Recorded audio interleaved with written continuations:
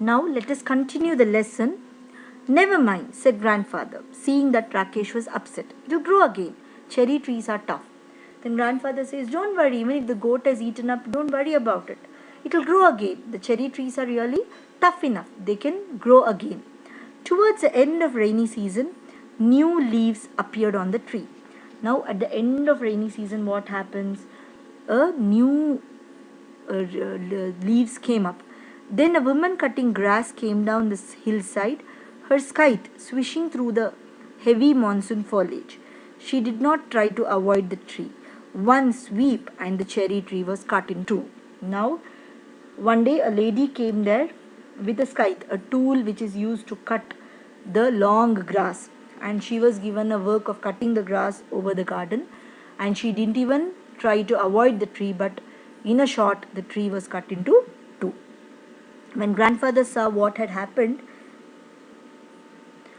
he went after the woman and scolded her, but the damage could not be repaired. Now, when grandfather saw what had happened, he went and scolded the woman for doing this, for not being careful. Maybe it'll die now, said Rakesh. Now Rakesh was sad. He said, yes, grandfather, it's going to die now. But the cherry tree had no intention of dying. But the cherry tree was very tough. It was ready for anything. It was not ready to die.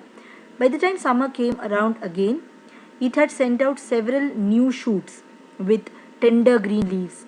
Rakesh had grown taller too. He was 8 now, a sturdy boy with curly black hair and deep black eyes. Now Rakesh had also grown taller. Now this cherry tree was also growing new shoots. Now he had become a boy of 8. One day he found a bright green praying mantis perched on a branch. It was the cherry tree's first visitor. The next visitor was a hairy caterpillar who started eating the leaves. Rakesh removed it quickly and dropped it on a heap of dry leaves. Now there were two visitors to the cherry tree. One was a praying mantis. Praying mantis is similar to a grasshopper, okay? And next was a caterpillar, a hairy caterpillar who started eating the leaves of the cherry tree, and both he removed and threw them. Come back when you are a butterfly, he said. So he told the caterpillar, you become a butterfly and come back. Winter came early.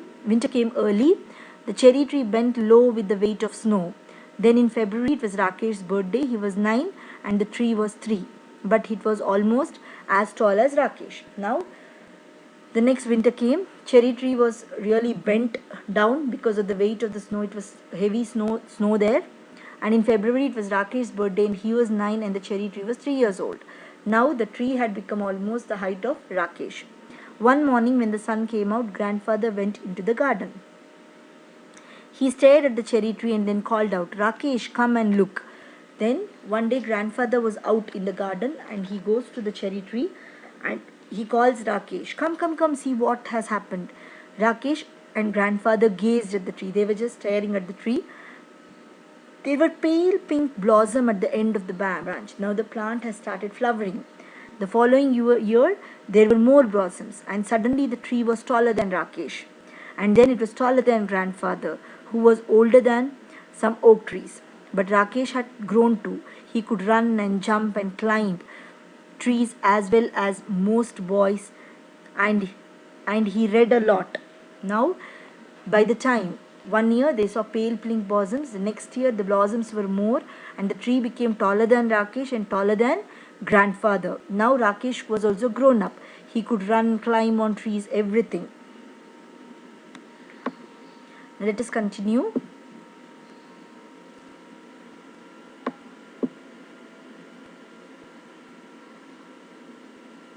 And he could read a lot of books, although he still liked listening to grandfather's stories. Though he was grown up, he loved listening to grandfather's stories. Bees came to feed on the nectar in the blossoms of the tree, and tiny birds pecked at the blossoms and broke them off. But the tree kept blossoming. That summer there were small cherries on the trees. Rakesh tasted one and spat it out. It's too sour, he said. Now the blossoms became cherries. And that year the tree gave some small cherries and Rakesh ate one of them and he just spit it out and telling it's very sour. They'll be better next year, grandfather replied. Grandfather told, no, don't worry. It'll be better the next year. A few days later, on a warm sunny afternoon, Rakesh went into the garden and lay down on the grass beneath the tree. He gazed up through the leaves at the great blue sky. Grandfather came outside too, and they waited in silence until the stars came out. Now, both grandfather and the grandson, they are coming down, they are lying down on the grass beneath the tree, below the tree, and they're just gazing up the sky through the leaves. And even grandfather came and he also waited there in silence until the stars came out. There are so many trees in the forest, said Rakesh. Rakesh says, there are so many trees in the, why do we like this tree so much? So Rakesh is just telling, there are so many trees around, but why are we liking this tree so much? Because we planted it ourselves, said grandfather.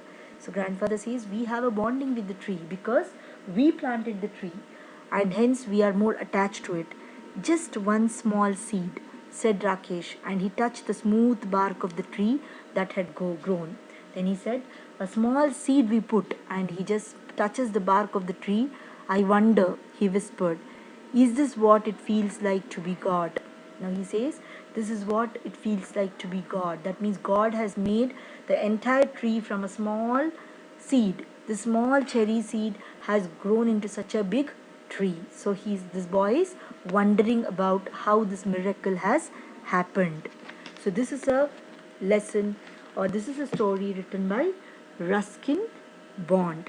So this is the entire story, how the boy plants the seed and waits for the first blossoms and the first fruits on the tree. A very nice story written by Ruskin Bond. Ruskin Bond is an Indian writer of British origin. Okay, so very beautifully written story. I hope you enjoyed the lesson, children. Write down the notes what is sent across to you. Thank you.